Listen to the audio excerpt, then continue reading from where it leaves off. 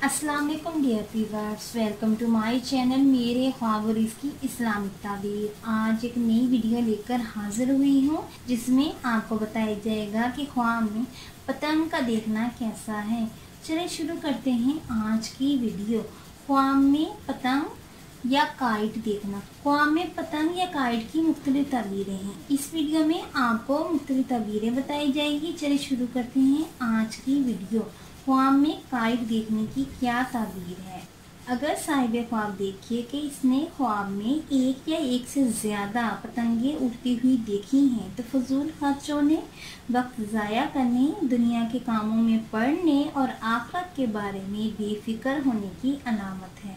और अगर साहिब ख्वाब देखिए कि वो पतंग उड़ाते उड़ाते गिर पड़ता है, इज्जत में कमी, सरदारी या हुकूमत के ख़त्म होने, नुकसान, टेंशन या तकलीफ मिलने की अलामत है। ये बीमार होने की भी अलामत हो सकता है। और अगर साहिब ख्वाब देखिए कि वो खुद पतंग उड़ाता है तो ये सरदारी मिलने, इज्जत, दौलत और शोहरत पाने, दिली मुराद के पूरा होने, कारोबार में इजाफा होने, तरक्की और खुशहाली मिलने की अलामत है।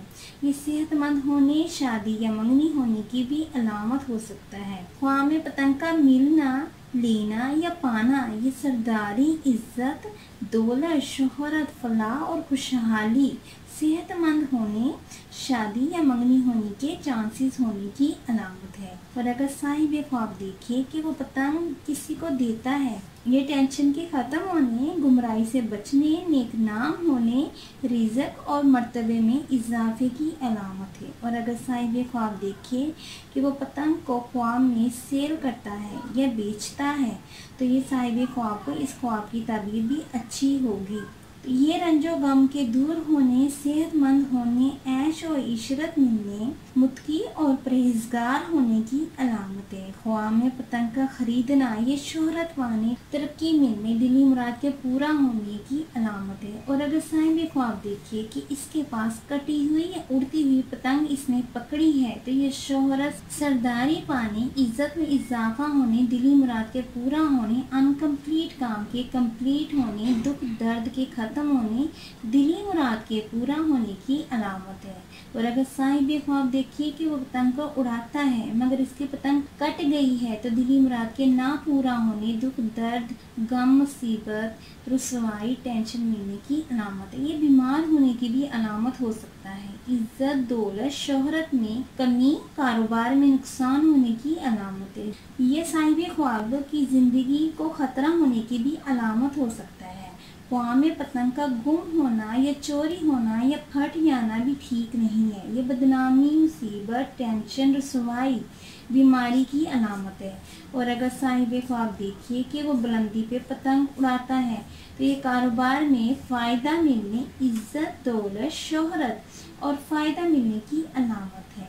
और अगर साहिब ख्वाब देखिए कि एक पतंग या एक से ज़्यादा पतंग बनाता है तो फजूल काम में पड़ने, वक्त ज़ाया करने या नाकाम होने की अलामत है।